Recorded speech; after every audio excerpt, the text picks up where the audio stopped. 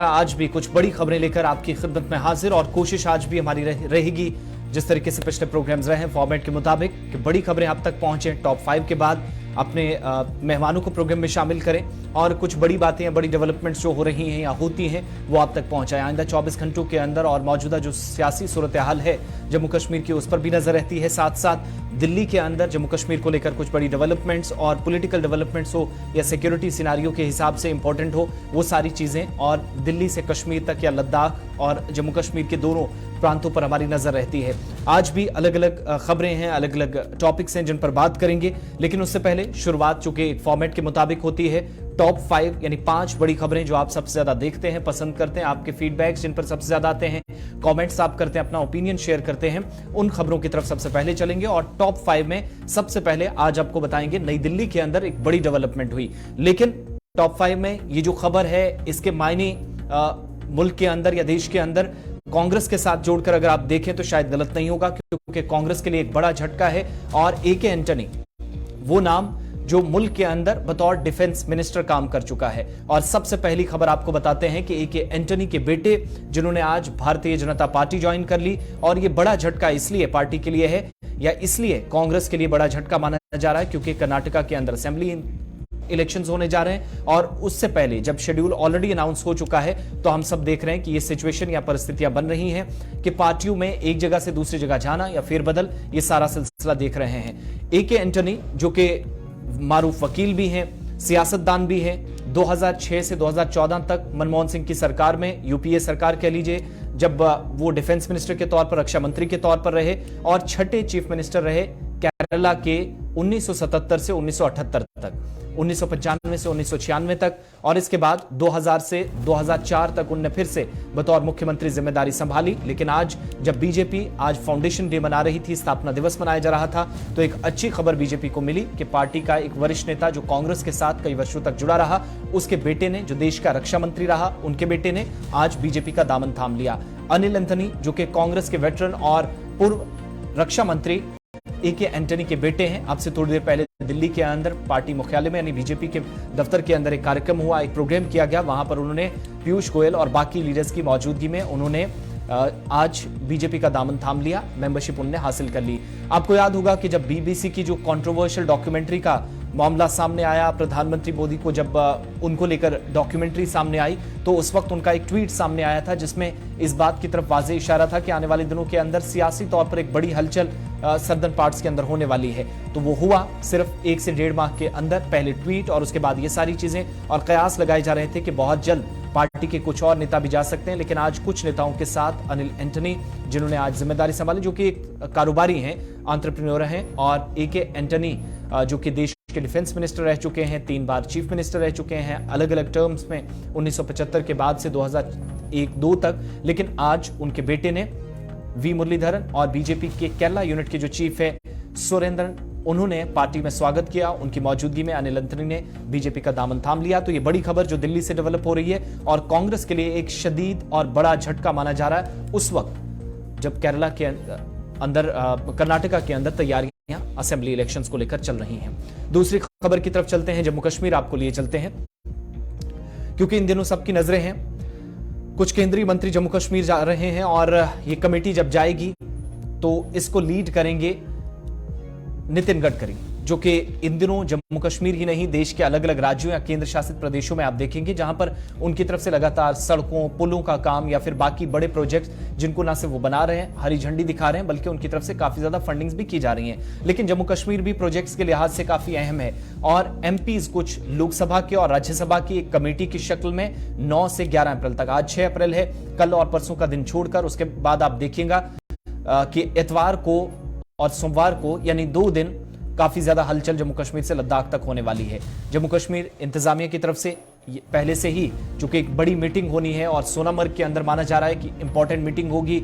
Union minister of road transport and highways Nitin Gadkari जो यहां जाएंगे, लोकसभा और राज्यसभा के कुछ उनके साथ मेंबर्स होंगे कमेटी की शक्ल में, और 9 से 11 अप्रैल तक जो एक सिलसिला चलेगा मीटिंग्स में, उसमें सोनामर्ग भी शामिल है। वहां पर मीटिंग जोजिला पास के हवाले से, लेह श्रीनगर हाईवे के हवाले से, बाकी कुछ टनल्स का काम या कुछ ऐसे प्रोजेक्ट्स जो आने वाले दिनों में आप देखेंगे काम और भी तेज होगा, उस हवाले से बातचीत होनी है। और अलग अलग जो व्हीकल स्क्रैपिंग पॉलिसी है, इसके अलावा जो भारतमाला परियोजना है और नई जो पोर्ट्स पॉलिसी है उस पर भी बातचीत की जाएगी इस मीटिंग के दौरान। जो उनके डिप्टी हैं वीके सिंह, वो भी इस कमेटी का हिस्सा होंगे। कुल मिलाकर जो हमारे पास जानकारी है कि 21 के आसपास एमपीज हैं लोकसभा और राज्यसभा के, जो यहां पर जाने वाले हैं। ऑफिशियली जो अनाउंस किया गया है और आने वाले दिनों के अंदर सोनामर्ग के अंदर जब मीटिंग होगी तो लद्दाख और जम्मू कश्मीर को और बेहतर किस तरीके से किया जा सकता है कनेक्टिविटी के लिहाज से, उस पर विशेष चर्चा की जाएगी, खुसूसी तौर पर बातचीत की जानी है। दूसरी बड़ी खबर, तीसरी बड़ी खबर की तरफ चलते हैं और यह अच्छी खबर इसलिए है जो लोग टूर एंड ट्रैवलर्स हैं या जो लोग इस इंडस्ट्री से जुड़े हैं उन लोगों के लिए थोड़ी सी अच्छी, क्योंकि उनके चेहरों पर मुस्कान आई है। जम्मू कश्मीर में सितंबर 2022 से मार्च 2023 तक 36,000 से ज्यादा आजमीन ने उम्रा अदा किया है। यानी जम्मू कश्मीर से वो तमाम लोग जो उम्रे के लिए जा रहे थे, वो तादाद अब पिछले साल के मुकाबले 50% ज्यादा बढ़ी है। यूनियन टेरिटरी के अंदर 50% उन लोगों की संख्या में इजाफा हुआ है और यह अपने आप में रिकॉर्ड भी इस बार माना जा रहा है। और एसोसिएशन जो अलग अलग हैं वो मानती है कि एयरलाइंस की तादाद बढ़ाने में कलीदी किरदार जो है वो अदा किया है। सरकार की तरफ से जो एयरलाइंस बढ़ाई गई है तो वो वहां पर जब फैसिलिटीज हैं, एयरपोर्ट पर चीजें सुधरी, जब एयरलाइंस बढ़ाई गई तो इस वक्त सारी चीजें कम से कम जो एसडीआर एयरपोर्ट पर इमिग्रेशन पॉइंट का मुतालबा जो अब भी किया जा रहा है, लेकिन पिछले 4 सालों में कई धोखाधड़ी का जो वाकया है, कोई इस तरह का इंसिडेंट रिपोर्ट नहीं हुआ। लेकिन इन सब के बीच में जम्मू कश्मीर के अंदर जो ऑल हज उम्रा जो टूरिस्ट एसोसिएशन है या फिर एसोसिएशन के साथ जिम्मेदार हैं, जुड़े हुए लोग हैं, वो रमजानुल मुबारक में भी इस बार जो हर साल तकरीबन रमजान के महीने में 5 से 6 लाख का नुकसान एक महीने के दौरान उठाते थे, लेकिन 50% लोगों की तादाद में आजमीन की या जो अकीदतमंद थे उनकी तादाद में इजाफा हुआ। तो जम्मू कश्मीर एसोसिएशन ऑफ हज एंड उम्रा ने एक बार फिर से इस बात की यकीन दहानी कराई है कि आने वाले दिनों में अगर इसी तरीके से इंतजामात रहे, सिलसिला चलता रहा, कहीं से कोई फ्रॉड नहीं हुआ, टिकट्स का देना या जो लेन देन का मामला है वो बेहतर रहा, तो जायरीन और भी जाएंगे। 36,000 का आंकड़ा आपको 50 से 60,000 के दरमियान दिखेगा, जो महीने का ऑपरेशंस के दौरान कम से कम टूर ऑपरेटर्स को 5 से 6 लाख रुपए का नुकसान उठाना पड़ता था, वो इस मुकद्दस महीने में इस बार बहुत हद तक भरपाई उसकी हुई है, तवक्को की जा रही है। और इस बार आजमीन का रश भी काफी ज्यादा, हुकूमत की तरफ से ऐलान के मुताबिक भी मार्च के सेशन की वजह से टूर ऑपरेटर्स ने पहले ही एयरलाइंस की जो ब्लॉक्स थी वो बुक कर रखी हैं, लेकिन रश बढ़ेगा इसकी तवक्कुआत भी की जा रही हैं और कोई बुकिंग मनसूख ना हो और इस तरह टूर ऑपरेटर्स को 5 से 6 लाख रुपए का नुकसान जो है वो पहले उठाना पड़ता था। लेकिन कम से कम 36,000 अफराद सितंबर 2022 से रमजान के इस महीने तक मार्च 2023 तक गए हैं। 34,000 का ताल्लुक कश्मीर सूबे से और 2,000 के आसपास जम्मू डिवीजन से, यानी पिछले साल जो गए थे उसमें 50% के आसपास का इजाफा हुआ है। टॉप 5 में आगे बढ़ते हैं। बात जम्मू कश्मीर के साबिक वज़ीर आला गुलाम नबी आजाद की, कांग्रेस पार्टी की और उस सियासी उथल पुथल की जो पिछले 24 घंटों में मची है। गुलाम नबी आजाद जिन्होंने कल अपनी किताब रिलीज की, आजाद नाम की ऑटोबायोग्राफी, लेकिन कुछ बयान ऐसे उसमें या कुछ हालांकि उन्होंने मीडिया से भी बात की, उसमें भी उन्होंने कुछ बड़ी बातें कही, मगर किताब में कुछ ऐसी चीजें हैं जो कुछ पार्टियों को शायद रास नहीं आ रही हैं और कांग्रेस हो, पीपल्स डेमोक्रेटिक पार्टी हो, दीगर कुछ जमातें अब आहिस्ता आहिस्ता उन पर सवाल उठाना शुरू कर रहे हैं। और इन सब के बीच में 2-3 बड़ी बातें उनकी तरफ से कही गई, जो बयान इस वक्त काफी ज्यादा सुर्खियों में है। 2002 का जिक्र करते हुए गुलाम नबी आजाद की तरफ से कहा गया कि मरहूम मुफ्ती मोहम्मद सईद जब वज़ीर आला बने तो उनने उनकी सखावत का गलत इस्तेमाल किया, जो उनके साथ उनके टाइज थे, उनके रिलेशनशिप थे, उस पर उन्होंने तबसरा किया है अपने सवानी उम्री में, यानी अपनी जो ऑटोबायोग्राफी है उसमें उन्होंने इस बात का जिक्र किया है। दूसरी बात यह कि गुलाम नबी आजाद जो सिर्फ कांग्रेस पर ही नहीं, कश्मीरी पंडितों का मामला भी उठाते हुए कह रहे हैं कि कश्मीरी पंडितों की माइग्रेशन या हिजरत के लिए उस वक्त के जनता दल की वीपी सिंह की जो हुकूमत है वो जमीनी सतह पर काम करने में नाकाम रही, जिसकी वजह से कश्मीरी पंडितों को भागने के सिवा कोई और चारा शायद नहीं बचा था। और अपनी इस ऑटोबायोग्राफी के अंदर सारे इंकिशाफात जब किए तो कश्मीरी पंडितों के भी अलग अलग रिएक्शंस आना शुरू हुए और इन सब के बीच में जम्मू कश्मीर के अंदर यह भी पूछा जाने लगा कि दहशतगर्दी तो उस वक्त से शुरू हुई थी, लेकिन तब गुलाम नबी आजाद साहब कहां थे? आज वो जिम्मेदार तो किसी और को ठहरा रहे हैं, लेकिन कहीं ना कहीं डायरेक्टली इनडायरेक्टली रोल उनका भी है। इसके लिए एक दूसरे पर ये इल्जामात या सियासी तौर एक दूसरे पर कीचड़ उछालने की जो कोशिश है, इससे वो इत्तेफाक नहीं रखते। कश्मीरी पंडितों का भी इस पर आया, आगे चलकर इस पर बात करेंगे। गुलाम नबी आजाद साहब का एक बयान भी ताजा आया, उस पर भी बात करते हैं और मेहमानों को भी उनसे भी जरा इस पर तबसरा करने की कोशिश उनके साथ करेंगे, वो क्या इस पर सोचते हैं, उनका क्या ख्याल है। ये चौथी बड़ी खबर, आगे चलकर डिटेल्स आपके सामने रखेंगे। पांचवी खबर, कोविड पूरे मुल्क के अंदर आहिस्ता आहिस्ता हर गुजरते दिन के साथ रिकॉर्ड तोड़ रहा है और जम्मू कश्मीर के अंदर भी पिछले 24 घंटों में 48 केसेस ने नींद उड़ा दी है हेल्थ डिपार्टमेंट की, अथॉरिटीज की, एडमिनिस्ट्रेशन की। पिछले 24 घंटों में 39 कश्मीर वादी से, 9 केसेस जो हैं वो जम्मू से सामने आए हैं। और दूसरी तरफ अगरचे डिविजनल कमिश्नर कह रहे हैं, डायरेक्टर हेल्थ सर्विसेज कश्मीर कह रहे हैं घबराने की जरूरत नहीं है, सिचुएशन कंट्रोल में है। लेकिन इन सब के बीच में कुछ बड़े अस्पतालों ने अब लोकल लेवल पर फैसले किए हैं कि अब बिना मास्क के अस्पतालों के अंदर किसी को दाखिले की इजाजत नहीं दी जाएगी। थोड़ी देर बाद मेडिकल बुलेटिन सामने आएगा तो आप देखेंगे कि एहतियाती तदाबीर उठाने को लेकर बातें कही गई होंगी। लेकिन क्या फिगर्स हैं, 24 घंटों में कितने केसेस आए, वो डिटेल्स भी हमारे सामने आ जाएंगी। और इन सब में कम से कम ये पता चलेगा कि ये 48 का रिकॉर्ड टूटा, यानी ये 7 महीने के बाद रिकॉर्ड टूटा था। 52 लोग जो इससे पहले 11 सितंबर 2022 को कोरोना पॉजिटिव पाए गए थे, उस वक्त हमने देखा था कि ये सबसे ज्यादा केसेस थे। लेकिन अक्टूबर, नवंबर, दिसंबर, जैन, फेब, मार्च और अब जाकर 6 और 7 अप्रैल के दरमियान ये केसेस अब हम देख रहे हैं जो 48 के आसपास जो रिकॉर्ड टूट रहे हैं। शायद ये रिकॉर्ड और भी टूटे, उम्मीद करते हैं कि कम केसेस रहें। लेकिन ओवरऑल जहां तक विक्टिम्स की बात है, कोरोना मुतासरीन की बात है, तो 4,79,879 तक तादाद पहुंच गई है। और इन सब के बीच में मरने वालों की तादाद भी 4800 के करीब पहुंच गई है। अलग अलग डिस्ट्रिक्ट से जो केसेस आ रहे हैं वो आहिस्ता आहिस्ता ऊपर जा रहे हैं। अच्छी बात यह है कि जम्मू के 6 जिलों से किसी तरह का कोई केस अभी तक सामने नहीं आया है। 4 डिस्ट्रिक्ट्स जहां पर प्रभावित लोगों की लिस्ट सामने आई है। टॉप 5 आपने देखा। इसके बाद शुरुआत करेंगे खबरों की, और बड़ी खबर सबसे पहले आपको बताते हैं जम्मू कश्मीर से, जहां पर प्रशासन की तरफ से एक बड़ा फैसला लिया गया है। और यह फैसला है जम्मू कश्मीर प्रशासन की तरफ से कि मंदिरों की जो जमीन थी उसको गैर कानूनी लीज पर अब जांच किया जाना जरूरी है। यानी वो जमीनें जिनको लेकर कश्मीरी पंडितों की तरफ से भी लगातार सरकार के नोटिस में चीजें लाई जा रही थी, उनके लिए काम करने वाले संगठन बात कर रहे थे। और प्रशासन ने आज SIT यानी जो एक टीम है जो इस पूरी जांच को आगे बढ़ाएगी, उसका गठन कर दिया। विभिन्न जिलों के जो डिप्टी कमिश्नर्स हैं वो संपर्क करेंगे, उनके साथ संपर्क किया जाएगा SIT की तरफ से और आगे की डिटेल्स भी कलेक्ट की जाएंगी।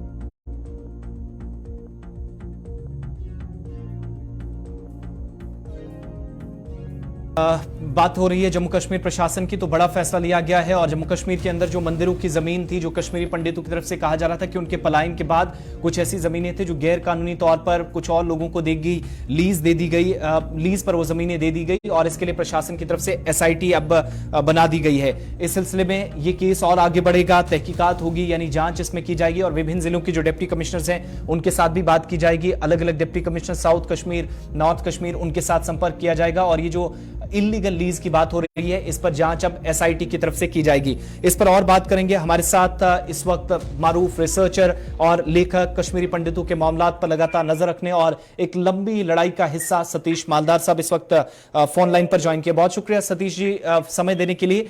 आज SIT बिल आखिर एक ये कहेंगे कि कई बरसों से या कई सालों से आपकी एक डिमांड थी कि कम से कम ये जो गैर कानूनी लीज पर ये जमीनें मंदिरों की दे दी गई हैं उसकी भी जांच होनी चाहिए, तारीख के पन्नों को पलटा जाना चाहिए।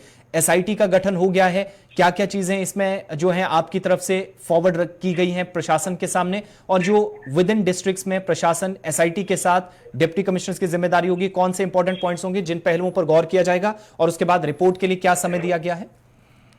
सर बहुत बहुत धन्यवाद आपका, और हम बहुत ही आभार प्रकट करते हैं माननीय गवर्नर साहब का कि 33 आफ्टर 33 इयर्स के बाद पहली बार जो ऐसा कोई काम हुआ है जहां पर माइनॉरिटीज को लेके जो उनके हुकूकों को लेके जो बात हुई है, जी, जितनी भी सक्सेसिव गवर्नमेंट्स है वो फेल रही है to implement the order in separate. जबकि अब आप देखोगे जो एक एक्ट जबकि सक्सेसिव गवर्नमेंट्स ने ही लागू किया था, Jammu and Kashmir migrant immovable properties preservation protection and restraint on distress sales act 1997, वो बिल्कुल ही मतलब उसके ऊपर कोई कार्रवाई नहीं। कंट्री टू दैट इसमें एक देखने को गया कि कुछ लोग कनाइवेंस सरकारी मुलाजिमों के साथ मिलके जो टेम्पल प्रॉपर्टी, जबकि डिप्टी कमिश्नर्स और डीसी ऑफिस और डिवकॉम ऑफिस इनकी प्रोटेक्शन करना था, इनको माइनॉरिटीज की प्रॉपर्टीज खास तौर पे जो जियारतें हैं, टेम्पल्स हैं, उन्हीं की प्रॉपर्टीज को लीज आउट किया गया, तरीके से, गैर कानूनी तरीके से बेचा गया और कई जगहों पे लैंड भी एनक्रोच्ड है। रिपीटेड रिमाइंडर्स के बावजूद भी आप लगाइए कि भाई कोई भी कार्रवाई नहीं हो रही है।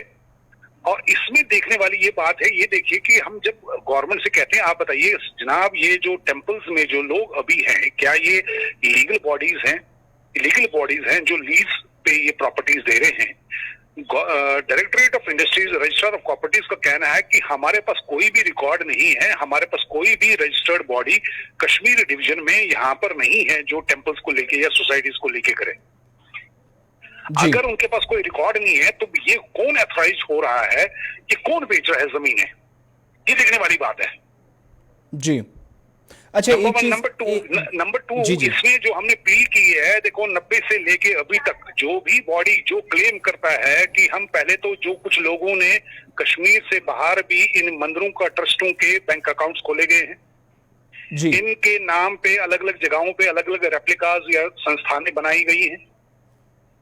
कभी भी एज पर जो रजिस्ट्रार ऑफ कोऑपरेटिव सोसाइटीज का जो नियम होता है इलेक्शन करने का, कभी भी हुआ नहीं है।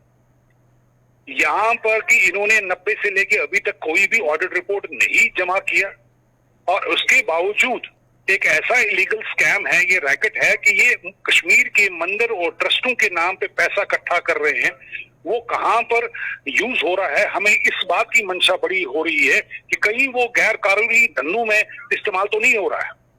जी जी, अच्छा, एक चीज और भी, ये चूंकि आप फैक्ट्स फिगर्स को भी सामने लाते हैं, सारी सिचुएशन को डिटेल वाइज डिस्कस करते हैं, एग्जैक्ट नंबर्स हैं या कोई इस तरीके से फिगर्स हैं जो सरकार के नोटिस में आपने चीजें लाई हैं, और तमाम डिस्ट्रिक्ट्स के अंदर या कुछ चुनिंदा डिस्ट्रिक्ट्स हैं कश्मीर प्रोविंस के जहां पर ये सारे मंदिरों की जमीन के केसेस थे? देखिए, जब हम मंदिर की बात करते हैं, 1272 टेम्पल्स की लिस्ट हमने गवर्नमेंट को दी है जी, जिसमें वो कुछ डिस्ट्रॉय हुए हैं, कुछ एनक्रोचमेंटें हुई हैं, कुछ की जो तामीर हुई है। जी, बट ले दे के आप देखिए, हर मंदिर के साथ कोई बॉम्बे बैठा है, कोई अमेरिका में बैठा है, कोई जम्मू बैठा है, वो खुद को क्लेम कर रहा है मैं ट्रस्टी हूं, और उसने जम्मू में बैठ के, कोई दिल्ली में बैठ के अकाउंट खोल के बैठ के वो कर रहा है। जब ये डिस्ट्रेस सेल प्रॉपर्टी एक्ट है, जब कौम वहां पर है नहीं, वो माइग्रेशन में अभी है, तो सरकार ऐसे इनको कैसे ऑपरेशनल करने देती है? और सरकार का नुमाइंदा इसको मंदिर को क्यों नहीं अपनी निगरानी में खोलता है? ये कौन लोग हैं जिनने, जबकि हाई कोर्ट का ऑर्डर है, एक का नहीं 2010 का, एक नहीं डबल बेंच में 2010 का भी है, और 4/12/2021 में फिर से डबल बेंच में जस्टिस संजय दर ने दिया है कि ये सरकार की जिम्मेवारी है कि मंदिर की प्रॉपर्टी की रखवाली आप करेंगे। जी, ये तो कंटेम्प्ट ऑफ कोर्ट है, हाई कोर्ट के ऑर्डर्स को कंटेम्प्ट कर रहे हैं स्टेट गवर्नमेंट। चलिए, बहुत शुक्रिया सतीश महालदार साहब वक्त देने के लिए और अदालत की जानिब से जो कुछ कहा गया और प्रशासन जो कहता है उस पर बात करने के लिए। हालांकि सियासत भी इस मुद्दे पर खूब हुई, लेकिन इन सब के बीच में आज एसआईटी बना दी गई है और अलग अलग जो डिप्टी कमिश्नर्स हैं, कुलगाम, पुलवामा, साउथ कश्मीर के शोपियां जिले के अंदर, अनंतनाग के अंदर, इसी तरीके से बाकी डिस्ट्रिक्ट से कुछ जिनका ऑर्डर में जिक्र किया गया है, उनके साथ भी राब्ता किया जाएगा और उनके नोटिस में जो केसेस हैं वो एसआईटी के साथ डिस्कस होंगे और उसके बाद आप देखेंगे बहुत सारे केसेस अदालतों तक जाएंगे और उसके बाद कुछ ऐसे एरियाज होंगे जहां पर जो सतीश जी बता रहे थे कि जिनकी रिकवरी का भी मसला है, वो सरकार के साथ साथ अदालतों के नोटिस में भी कई बार अपील के जरिए लाया गया है। आगे बढ़ते हैं, बात जम्मू कश्मीर के सिक्योरिटी सिनारियो की भी करते हैं, क्योंकि एक बड़ा बयान जम्मू कश्मीर की डीजीपी दिलबाग सिंह का सामने आया, जिन्होंने कहा कि जम्मू कश्मीर के अंदर आतंकियों की संख्या इस वक्त निचले स्तर पर पहुंची है। आतंकवाद के साथ साथ नशा भी इन दिनों एक बड़ा चैलेंज है। ये दो बड़े चैलेंजेस हमारे सामने हैं। हालांकि उन्होंने ये जरूर कहा कि पाकिस्तानी आतंकियों की संख्या कम जरूर हुई है, लेकिन किसी भी तरीके से इस चीज को, इस बात से इनकार नहीं किया जा सकता कि कुछ लोग अभी भी एक्टिव हैं। मगर उसके साथ साथ सरहद पार से अब हथियारों के अलावा, जब इससे पहले हम सिर्फ इन्फिल्ट्रेशन देखते थे, उसके बाद हथियार आना, ड्रोन के जरिए सारे मूवमेंट्स होना, मगर अब नशे का आना भी एक बड़ा चैलेंज इस वक्त आतंकवाद के साथ डीजीपी दिलबाग सिंह के मुताबिक बन गया है।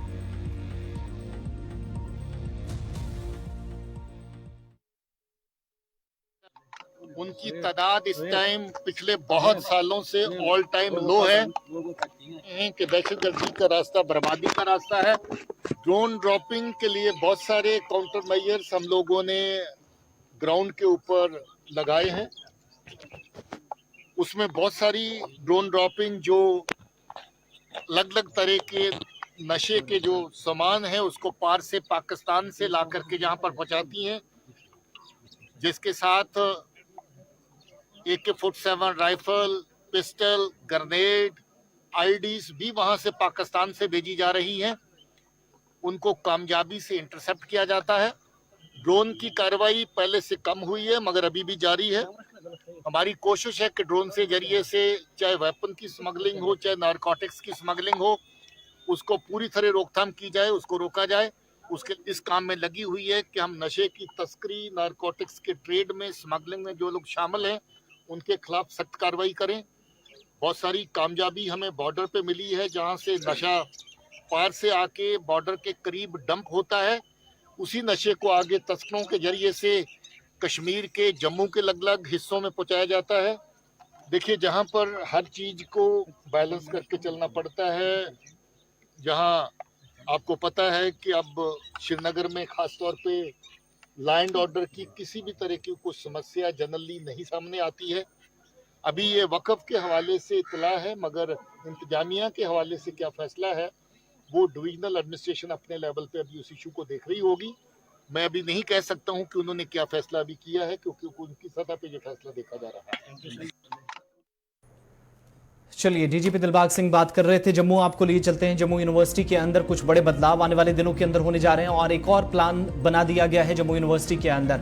एक पेपर भी साथ साथ जहां रिलीज हुआ है, लेकिन जम्मू विश्वविद्यालय के अंदर जहां पर स्मार्ट आश्रम बनाने का फैसला किया जा रहा है, और इतना ही नहीं, भारतीय संविधान को जहां पर डोगरी में इस आगे जाकर ट्रांसलेट किया जाएगा, अनुवादित किया जाएगा। वीसी की तरफ से भी यह बयान सामने आया। 3 दिन का एक कार्यक्रम जम्मू यूनिवर्सिटी के अंदर जहां पर चल रहा है। Indira Gandhi national centre for arts and cluster university Jammu वगैरह के अशराक से ये जो आने वाले दिनों के अंदर आप देखेंगे पंच प्राण महोत्सव, जिसका इफ्तिताह गुज़श्ता रोज हुआ था। लेफ्टिनेंट गवर्नर मनोज सिन्हा भी इस प्रोग्राम का हिस्सा बने थे। लेकिन कुछ बड़ी चीजें जो इलाकाई जुबानें हैं उनको यूनिवर्सिटियां फरोग देने में कितना बड़ा इंपॉर्टेंट रोल प्ले करने वाली है, इस चीज पर फोकस है। और भारतीय आईन के तहत डोगरी में भी, भारतीय आईन का डोगरी में तर्जुमा किया जाएगा। और आश्रम्स का बनना, इसका मकसद क्या है, और जो क्लब है वो भी यहां पर एक खोलने की बात कही जा रही है। जम्मू चलते हैं, रितिका राजपूत हमारे साथ हैं। रितिका, कौन कौन से इंपॉर्टेंट पॉइंट्स हैं? 3 दिन का कार्यक्रम जम्मू यूनिवर्सिटी के अंदर चल रहा है। 3 दिनों में दूसरे दिन ये बात सामने आई है कि स्मार्ट आश्रम्स और साथ ही साथ भारतीय संविधान को ट्रांसलेट किया जाएगा, वो भी लोकल लैंग्वेज में। और 3 से 4 ऐसी भाषाएं हैं जिनमें न्यूज़पेपर भी अब आप जम्मू यूनिवर्सिटी से ले पाएंगे। क्या कुछ और डिटेल्स हैं आपके पास?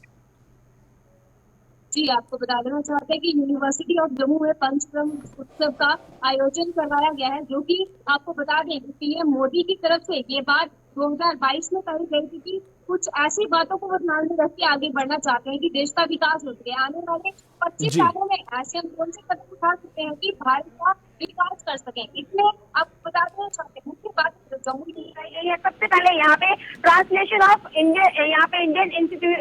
इंडियन कॉन्स्टिट्यूशन के बारे में बात की गई है, जो कि यहाँ की लोकल लैंग्वेज डोगरी में किया जाएगा। उसके बाद यहाँ पे ट्राइबल सर्विस सेंटर, म्यूजियम और साथ ही साथ डेवलप किया जाएगा पुंछ कैंपस में, जिसके लिए आपको बता दें कि जो फंड है वो यहाँ पे department of tribal affair, government of Jammu and Kashmir UT की तरफ से दिए जाएंगे। उसके अलावा यहाँ पे यह भी कहा गया कि centre for excellence in Dogri भी स्थापित किया जाएगा और साथ ही साथ डिस्टेंस मोड में MA पंजाबी और डिप्लोमा इन ज्ञानी भी प्रोवाइड किया जाएगा और diploma in cultural and heritage tourism भी यहाँ पे दिया जाएगा। और कहीं ना कहीं दूरदृष्टिकोण जो है वो यहाँ पे रखा गया है और इन तमाम बातों के विषय में कल यहाँ पे तमाम जानकारी भी प्रदान की गई, जिसमें छात्र छात्राओं ने भी अपना पूरा सहयोग दिया। तो इसमें किसी प्रोजेक्ट पर यह कहा गया वीसी साहब की तरफ से कि काम शुरू हुआ है या कोई डेडलाइन तय की गई है, कोई डेट फिक्स है कि कब तक ये प्रोजेक्ट्स हाथ में लिए जाएंगे और 4 बड़े इंपॉर्टेंट जो चीजें बताई हैं इनको कंप्लीट कर लिया जाएगा यूनिवर्सिटी कैंपस के अंदर? आपको बता देना चाह रहे हैं, इसमें से जो समाचार पत्र की बात की गई है उस समाचार पत्र को यहाँ पे छापा गया है और कल वो समाचार पत्र जो है वहाँ पे LG Manoj Sinha mayor deputy mayor की प्रेजेंस में ये बताया गया। और सबसे बड़ी बात है ये जो समाचार पत्र बताया गया ये जम्मू यूनिवर्सिटी सेंट्रल यूनिवर्सिटी के जो जर्नलिज्म के छात्र हैं इन्होंने अपना सहयोग दिया था और ये 4 भाषाओं में बताए गए थे, जिसमें हिंदी, इंग्लिश, उर्दू और डोगरी, ये 4 भाषाएं थी जिनमें ये न्यूज़पेपर जो है ये छाप भी दिए गए हैं। यानी कि कार्य जो है वो अभी से शुरू कर दिया गया है और आने वाले जो 25 साल हैं उन्हीं के दृष्टिकोण को ध्यान में रखते हुए यहाँ पे जो शपथ लेने का कार्य है वो भी विद्यार्थियों के द्वारा करवाया गया और इसी पंचतंत्र उत्सव को आगे लेके जाने का जो पूरा कार्यभार है उसे भी निभाया जा रहा है। और साथ ही साथ आपको बता दें कि यहाँ पे डीसी ने यह भी कहा है कि जो क्षेत्रीय भाषाएं हैं उन्हें बढ़ावा देने के लिए कहीं ना कहीं ये कदम उठाए जा रहे हैं। बहुत बहुत शुक्रिया जम्मू से हमारे साथ रहने के लिए। तो 3-4 बड़ी घोषणाएं हुई हैं, ऐलान हुए जम्मू यूनिवर्सिटी के अंदर। एक नया प्लान है कि लोकल लैंग्वेजेस जो बोली जाती हैं कम से कम उनमें समाचार पत्र भी आए। हमारे जो यूनिवर्सिटीज के अंदर कैंपस के अंदर जो लाइब्रेरीज हैं वहां पर भी कुछ ऐसे पुस्तक रखी जाएं, ऐसी किताबें रखी जाएं जो अपनी जुबान में हो ताकि सिर्फ बातें ना हो। इस पर काम भी साथ साथ किया जाना चाहिए। तो अगर काम होता है तो सबसे बड़ा कदम होगा। अब डोगरी के साथ साथ उर्दू, हिंदी और बाकी जबानों को भी फरोग देने की कोशिश है, वो एक कदम आने वाले दिनों में उठाया जाएगा। और स्मार्ट आश्रम बनाने की बात भी कही गई है with in university, VC Jammu university की तरफ से। आगे बढ़ते हैं, बात अब जरा गुलाम नबी आजाद की उस बयान की जिसने सियासी खेमों में काफी हलचल पैदा कर दी है। पिछले 24 से 48 घंटों के दौरान गुलाम नबी आजाद के बयान ने बवाल जम्मू कश्मीर तक मचाया। दिल्ली से इस पर रिएक्शन तो आना ही था, कांग्रेस ने पलटवार किया, लेकिन किताब जो उनकी तरफ से लिखी गई जिसको कल रिलीज किया गया, इसमें कांग्रेस भी पीडीपी भी, जम्मू कश्मीर की बाकी कुछ ऐसे लोग जिनका खुलासा करते हुए और गुलाम नबी आजाद की सबसे इस किताब की खास बात है कश्मीरी पंडितों का भी उसमें जिक्र किया है। आजाद की तस्वीरें वो बता दीजिएगा जिसमें किताब का विमोचन उनकी तरफ से किया गया। कल किताब दिल्ली के अंदर जहां पर लॉन्च की गई और गुलाम नबी आजाद की तरफ से 3-4 बड़ी चीजें कही गई है। एक तो कांग्रेस को लेकर वो ये कहते हैं कि खड़गे नहीं, राहुल गांधी कांग्रेस के कैप्टन हैं, ये तो अपनी जगह। कश्मीरी पंडितों के इस मुद्दे पर जहां पर गुलाम नबी आजाद ने कहा, गुलाम नबी आजाद के मुताबिक कि इस पर सियासत हुई लेकिन वीपी सिंह की हुकूमत में जो इकदाम उठाए जाने चाहिए थे, जो होना चाहिए था, वो नहीं हुआ। और कांग्रेस की गलतियां या कांग्रेस की खामियां या हुकूमत की खामियां उस वक्त जो रही उसका नतीजा यह है कि कश्मीरी पंडित आज भी वो सारी सिचुएशन का जो रिजल्ट है वो भुगत रहे हैं और प्लाइन करने पर मजबूर हुए, हिजरत करने पर मजबूर हुए। और अगर सारा ये सिलसिला ना होता तो कश्मीरी पंडित जिनके पास कोई रास्ता वादी कश्मीर छोड़ने के अलावा बचा नहीं था, अपने घर बार छोड़ने के अलावा बचा नहीं था, शायद ये चीज और भी बेहतर तरीके से वो तमाम लोग उस वक्त अगर डिस्कस करते, कोई प्लान होता, स्ट्रेटेजीज होती, लेकिन नीयत खराब थी। ये सारे इंकिशाफ उनकी तरफ से किताब में किए गए। लेकिन आज जो बयान उनका एक और आया जिसमें कांग्रेस पर भी वो काफी ज्यादा सवाल उठा रहे थे और जनता दल क़यादत वाली जो मरकजी हुकूमत उस वक्त की थी कश्मीरी पंडित बरादरी के तहफ्फुज के लिए खातिर का काम नहीं कर सकी। ये इल्जाम तो एक, इस पर जवाब लेंगे, लेकिन गुलाम नबी आजाद ने कांग्रेस को लेकर कुछ और भी कहा है, उस पर भी बात करेंगे। उसके बाद कांग्रेस का भी रिएक्शन, साथ ही साथ बीजेपी से भी बात करेंगे। कुछ कमियां सब पॉलिटिकल पार्टीज में होती हैं, कांग्रेस पार्टी में भी कुछ कमियां रही हैं और मैं आशा यही करता हूं कि कांग्रेस पार्टी उन गलतियों को ठीक करे और आगे बढ़े। कांग्रेस पार्टी की एक हिस्ट्री रही है, फ्रीडम स्ट्रगल में सबसे आगे रही है। कांग्रेस के नेतृत्व में आज़ादी की लड़ाई लड़ी गई है और मुझे पूरा विश्वास है कि उस बात को आज की लीडरशिप ध्यान में रखेंगे और एक नेशनल पार्टी का रोल अदा करे। हमें अफसोस होता है कि नेशनल पार्टी आज ऑल्टरनेट पार्टी नहीं बन सकती है। भारत के लोकतंत्र के लिए या विश्व के लोकतंत्र के लिए हमेशा ऑल्टरनेट अरेंजमेंट होना चाहिए। भी आजाद, ये तो कांग्रेस को लेकर उन्होंने बात की, लेकिन किताब में जो चीजें हैं उन पर भी डिस्कस करना जरूरी है क्योंकि कुछ कश्मीरी पंडितों के जो तंजीमों के सरबराहान हैं, हेड्स हैं, उनकी तरफ से भी काफी सख्त रद्द-ए-अमल इस पर सामने आया है और कश्मीरी पंडितों ने गुलाम नबी आजाद की इस लाइन पर ही सवाल खड़े कर दिए हैं कि सारी चीजें आज 2023 में क्यों याद कर रहे हैं। वो तो पहले भी सिस्टम का हिस्सा थे, हुकूमतों के साथ रहे, फिर उस वक्त भी कम से कम इस तरह की बात की जानी चाहिए थी और खुले तौर पर खुले मन से नेक नियति के साथ वो कह सकते थे कि गलत गलत है, लेकिन उस वक्त नहीं, आज जाकर शायद किसी मजबूरी में उन्होंने बयान दिया है और किताब के अंदर ये चीजें सारी लिखी जा रही हैं। इस पर और बात करेंगे। हमारे साथ सुरेंद्र अंबरदार साहब हैं, जो कि कश्मीरी पंडित भी हैं और भारतीय जनता पार्टी के सीनियर लीडर हैं, साबिक MLC हैं, वादी कश्मीर से इस वक्त ज्वाइन किए। बहुत शुक्रिया सुरेंद्र जी वक्त देने के लिए। गुलाम नबी आजाद साहब ने जो कुछ कहा या लिखा जा रहा है उनकी किताब में, बहुत सारी चीजें अभी डिस्कस होना बाकी हैं। उन्होंने 2002 का हुकूमत का भी जिक्र किया, किस तरीके से उन्हें इस्तेमाल किया गया, मुफ्ती मोहम्मद सईद ने खुद चीफ मिनिस्टर बनने के लिए उनके साथ क्या किया, ये सारी बातें अपनी जगह। लेकिन कहते हैं कि जनवरी 1990 में जो कुछ हुआ वो रोका जा सकता था। आप इत्तेफाक रखते हैं इस बात से जो आजाद साहब लिख रहे हैं और कह रहे हैं? धन्यवाद आपका।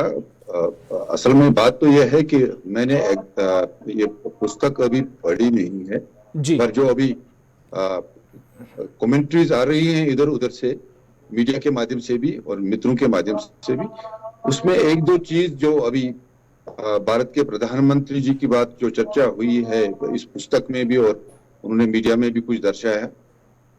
बात असल में यह है कि जो आज भारत की इमेज है वो भारत के प्रधानमंत्री के कारण है, और भारत में जो छवि है भारतीय जनता पार्टी और प्रधानमंत्री नरेंद्र मोदी जी की, वो उन्होंने एक इनोवेटिव जो एक्सपीरियंस है भारतीय जनता पार्टी मोदी जी के नेतृत्व में, ये पहली बार सारे विश्व में हुआ है कि एक इंस्ट्रूमेंट ऑफ गवर्नेंस को सोशल इंजीनियरिंग और पॉलिटिकल इंजीनियरिंग में उपयोग किया गया है। तो इस पर जब चर्चा करते हैं तो बहुत सारे कमेंटेटर्स ने भी इस पर यह चर्चा की है कि आज भारत का कोई भी व्यक्ति कांग्रेस पर विश्वास नहीं करता है। विशेष रूप से जो स्कीम्स की बात जब होती है तो एक जो शेखर गुप्ता जी का भी एक इंटरव्यू आया था, उन्होंने इस पर ये अपनी प्रतिक्रिया दी थी कि आज भारत में जो प्रधानमंत्री मोदी जी ने जो रीच आउट किया है अलग अलग स्कीम्स के थ्रू, वो बहुत ही क्रेडिबल है और आशावादी है। इसलिए इस समय तो भारत के बहुत सारे राजनीतिक लोग मोदी जी का पक्ष भी लेंगे और मोदी जी के साथ चलने की कोशिश भी करेंगे। रही वो कश्मीरी पंडित की बात, तो मैं समझता हूं कि एक बात तो सही है कि गुलाम नबी आजाद साहब भारत के बहुत ही टॉल लीडर रहे हैं कांग्रेस के। तो 33 साल से एक सिविलाइजेशनल एक्सोडस को लेकर, सिविलाइजेशनल ऑनस्लॉट को लेकर चुप्पी बरतना, यह अपने आप में एक सवाल है। और जम्मू कश्मीर में आजाद साहब 3 साल चीफ मिनिस्टर भी रहे हैं। तो अब जो उनका जो रेस्पॉन्स है लेट है, और इस लेट रेस्पॉन्स को शायद कश्मीरी पंडित और भारत के ओपिनियन मेकर्स भी वो स्वीकृता नहीं देंगे, एक एक्सेप्टेंस नहीं देंगे। पर चलो हम तो ये कहेंगे, अगर देर से ही सही, अगर आज वो इतनी हिम्मत जुटा पाए हैं कि उन्होंने इस पर कोई प्रतिक्रिया दी है। पुस्तक के कॉन्टेक्स्ट में शायद अभी मैं कमेंट्स नहीं दूंगा, क्योंकि कश्मीरी पंडित्स का जो एक्सोडस है अब ये ग्लोबली एस्टैब्लिश्ड है, और फिर भारतीय जनता पार्टी और नरेंद्र मोदी जी की अपनी जो कमिटमेंट है उनके साथ न्याय होगा। इसलिए आज जरूरत इस बात की है कि अगर कोई इसको मानता है तो उसको परस्यू भी करे। लेकिन एक चीज कि अगर उस वक्त कश्मीरी पंडितों को माकूल सिक्योरिटी फराहम करनी थी, वो की गई होती तो शायद वो घर छोड़कर ना भागते, इतनी बड़ी तादाद में वो ना जाते। मुख्तलिफ इंटरव्यूज कल से भी हमने उनके देखे, उसमें भी इन चीज़ों का उनने जिक्र किया। जब उनसे ये सवाल पूछा गया तो सीधे तौर पर वो उस वक्त की हुकूमत को माइग्रेशन जो कश्मीरी पंडित्स की हुई है उसके लिए जिम्मेदार ठहरा रहे हैं।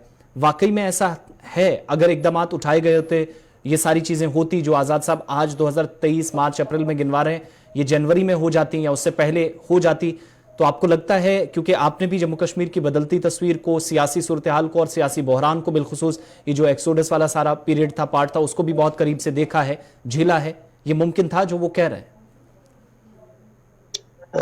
देखिए, प्रीएम्प्ट किया जा सकता था, मगर उसमें कांग्रेस को आजाद साहब ही इस बात का जवाब दे सकते हैं कि जब जगमोहन जी पहले फेज में यहाँ गवर्नर थे जी, तो 13 जुलाई 1989 को कांग्रेस ने उसको दिल्ली क्यों बुलाया, और तब आजाद साहब खामोश थे। और अगर गवर्नर जगमोहन साहब को शायद तब वापस नहीं बुलाया होता तो एक संभावना थी कि प्रीएम्प्ट होता, क्योंकि जो भी हमारे पास जानकारी है कि 80s में स्वर्गीय राजीव गांधी जी के जब वो प्रधानमंत्री बने थे, जम्मू कश्मीर स्टेट के इंटेलिजेंस डिपार्टमेंट ने, ओपिनियन मेकर्स ने, फीडबैक चैनल्स ने उनको यहाँ कश्मीर में जो वल्गरिटीज थी, जो इंटेंसिफाई हो रहा था, रेडिकलाइजेशन हो रही थी या पाकिस्तान का इंटरवेंशन हो रहा था, टेररिज्म के कंट्रोल्स को एक्सपेंड किया जा रहा था, उस पर फीडबैक था। और मैं समझता हूँ कि उस समय कांग्रेस के बड़े लीडरों में आजाद साहब भी थे और इनकी जानकारी में वो सारी डेवलपमेंट्स रही होगी, पर तब भी कांग्रेस ने एक्ट नहीं किया।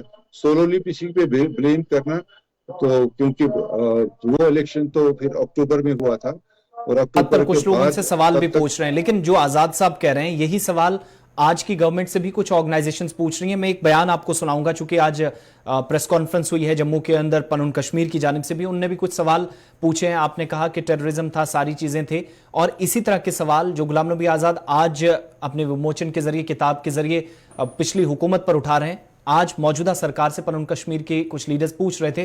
पहले जरा मैं एक छोटा सा बयान आपको सुनाऊंगा, उसके बाद सुरेंद्र जी वापस आपके पास लौटता हूं। बाय इम्प्लीकेशन उनकी पॉलिसीज बन रही है कि वो आतंकवाद को ट्रिवियलाइज करें, इसको कम आंकें और साथ में इसको सेकुलराइज भी करें। ये कहें कि उनका सिर्फ हमला सिर्फ हिंदुओं पे नहीं बाकियों पे भी है। ये बातें हैं, ये भारत सरकार की जो पॉलिसी जम्मू कश्मीर के आतंकवाद को फाइट करने के लिए होनी चाहिए, उसको उसके पूरे स्वरूप को विकृत कर देती है। इसलिए हम आज के दिन बोल रहे हैं कि 90 में जो हो रहा है, भारत सरकार ये ना समझे कि लोगों को आजकल अब उनके आने से बड़ा लग रहा है कि बड़ा ठीक हो रहा है। आजकल तो हमको असहाय महसूस हो रहा है। आप देख लीजिए, कुछ हजार फैमिलीज कश्मीर में बैठी हैं। अगर उनका कुछ हजार फैमिलीज में जो लोग वहां पे रहे, उनके साथ आतंकवाद की घटनाएं घटे और फिर उनको भीख मांगने पे निकलना, बाहर आना पड़े, ये किसकी जिम्मेवारी है?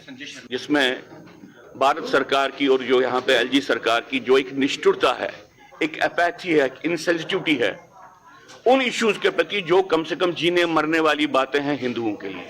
दो घटनाओं का सहारा लेके मैं आपके सामने ये बातें कर रहा हूं। एक, कश्मीर घाटी में फरवरी के अंत में एक सिक्योरिटी गार्ड जो वहीं पे रह रहे थे, वो वहां से निकले नहीं थे, उसकी हत्या की गई और उसकी फैमिली लगभग डेस्टिट्यूशन के दहाने पे खड़ी हो गई। सरकार ने कुछ नहीं किया, सरकार ने उस फैमिली के लिए कुछ नहीं किया। और दूसरा, जो डांगरी में हुआ, डांगरी के जो वहां पे विक्टिम्स हैं, उन्होंने प्रेस कॉन्फ्रेंस करके बोला कि भाई कोई चीज ठीक नहीं हो रही, हमको यहां से निकलना पड़ेगा।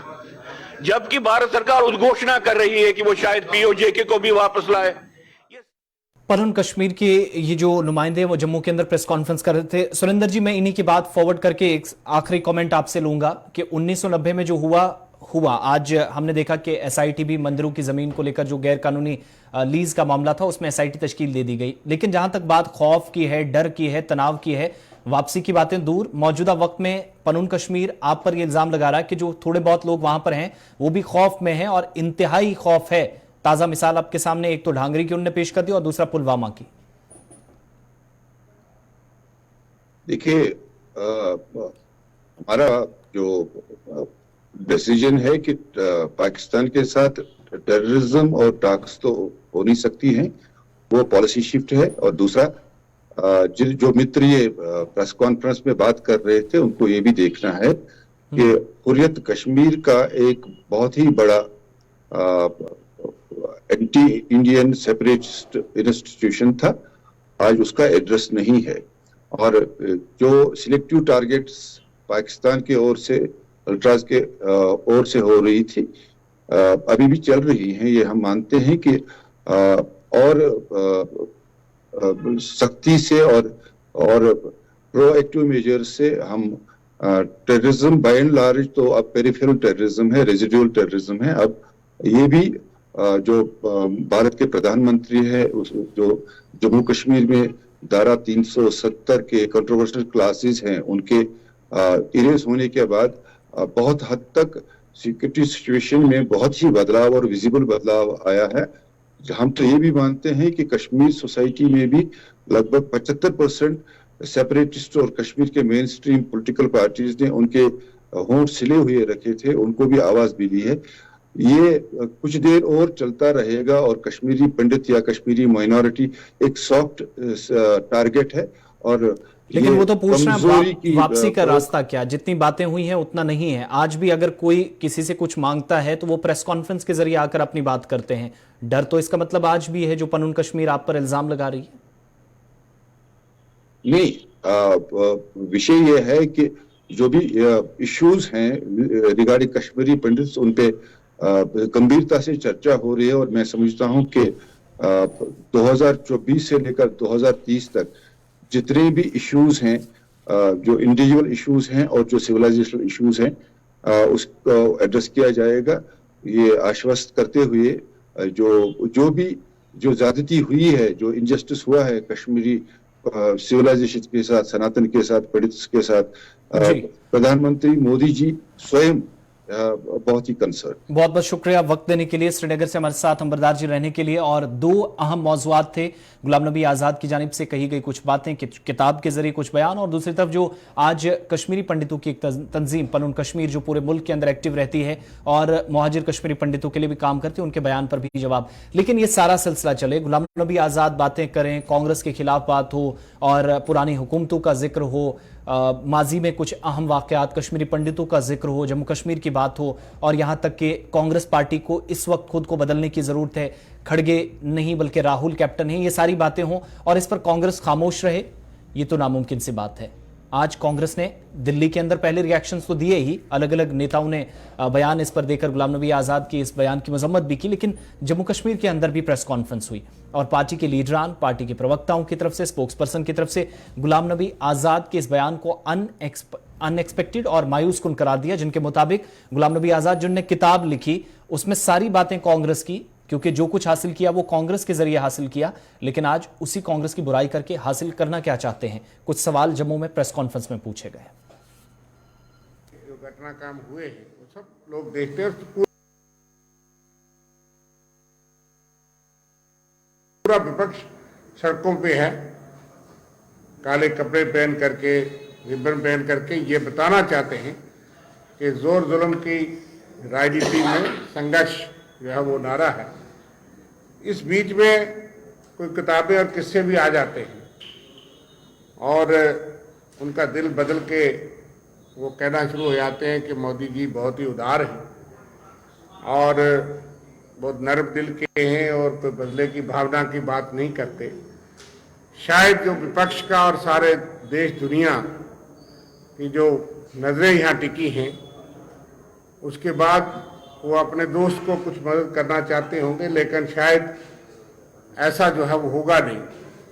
दुर्भाग्यपूर्ण बात यह है कि कल एक किताब का विमोचन हुआ, किताब तो अभी हमको तो मुहैया नहीं हुई, तो जब होगी उसके बारे में टिप्पणी करेंगे, देखेंगे।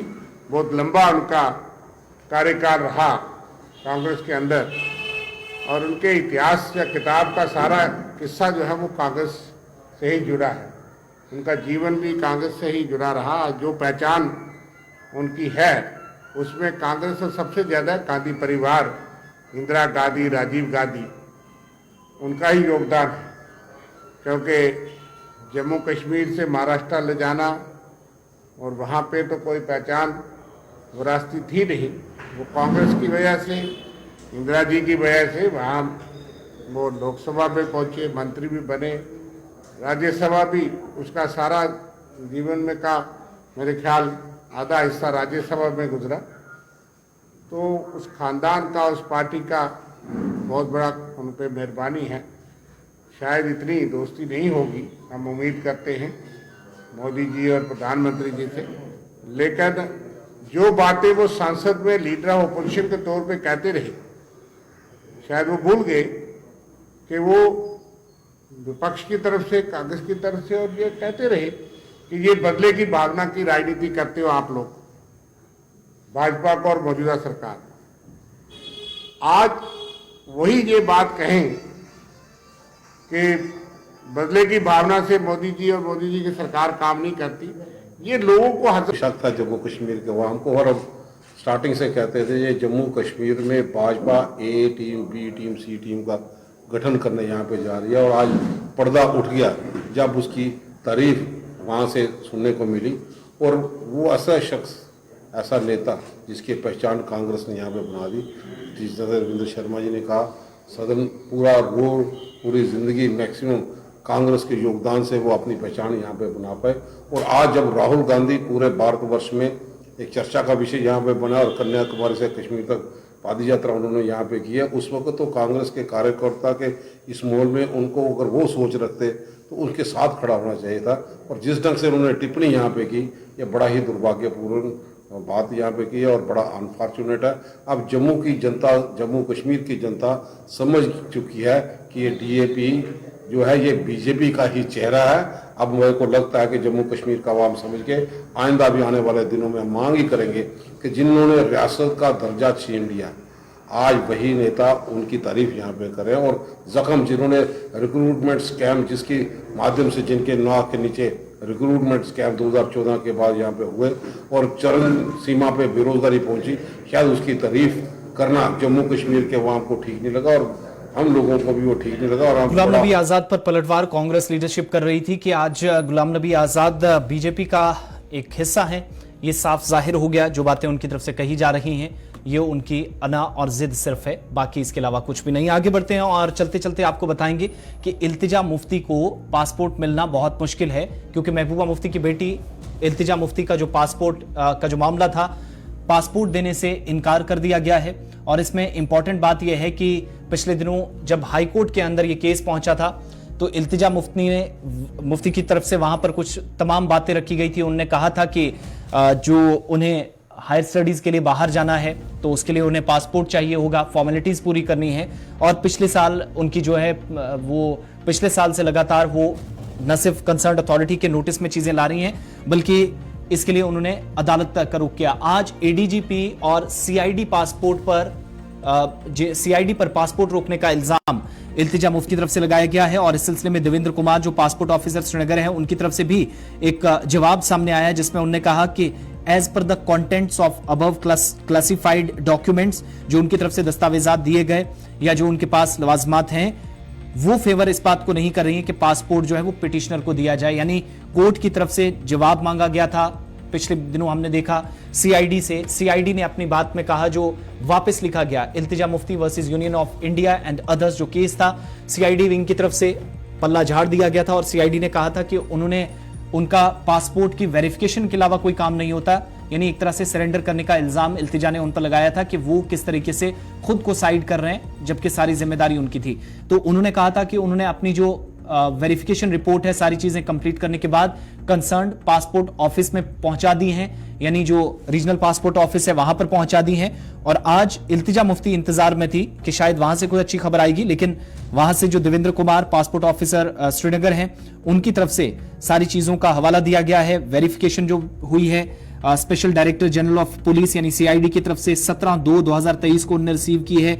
इसके अलावा जो अदालत का फैसला था उसका भी उन्होंने जिक्र किया है। बहुत सारी चीजें मेंशन करके आज इसमें क्लियर कर दिया है कि ये जो इस वक्त इंफॉर्मेशन उनकी तरफ से दी जा रही है ये बिल्कुल दुरुस्त है, सही है। और जो डॉक्यूमेंट्स हैं, दस्तावेजात हैं, वो इस चीज की कहीं भी इस तरीके से सपोर्ट नहीं करते कि उनको पासपोर्ट अजरा किया जाए, जारी किया जाए। तो महबूबा मुफ्ती की बेटी इल्तिजा मुफ्ती के लिए मुश्किलें और बढ़ गई हैं।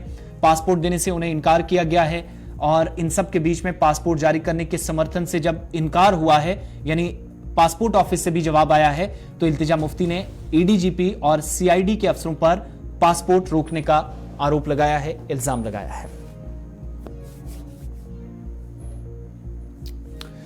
चलिए 5 के पंच में मेरे साथ बस इतना ही। गुलिस्तान न्यूज पर खबरों का सिलसिला जारी रहेगा। वक्त छोटे से ब्रेक का है, ब्रेक के उस पार बाकी खबरें।